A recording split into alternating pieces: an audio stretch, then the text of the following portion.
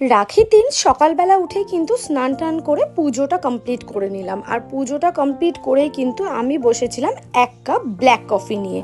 আমি সচরাচর ব্ল্যাক কফিটাই বেশি প্রেফার করি, আমার নিজের শরীরের জন্য খেতে হয় বলে।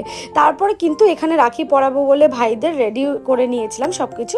তারপর রাখি টাখি পরিয়ে একটু খাওয়া দাওয়া করে রেস্ট নিয়ে আমরা কিন্তু একটু বেরিয়েছিলাম সবাই মিলে। আর বেরিয়ে কোথায় গেলাম বলো তো? সোজা চলে গেলাম বাগবাজার ঘাটে। আর এই বাগবাজার ঘাটে কিন্তু এই নিয়ে আমি সেকেন্ড টাইম আসলাম। হ্যাঁ, এর আগেও হয়তো এসছি, ঠিক আমার মনে নেই। আর তারপরে সেখানে গিয়ে কিন্তু সবার ফার্স্ট খেয়ে নিলাম লেমন টি, যেটা আমার ভীষণ ভালো লাগে। তারপর সোজা চলে গেলাম লালটু কেবিনে, যেখানের কিন্তু একটা জিনিস খুব বিখ্যাত, কি বলো তো? সেটা হচ্ছে এই মাছের কচুরি।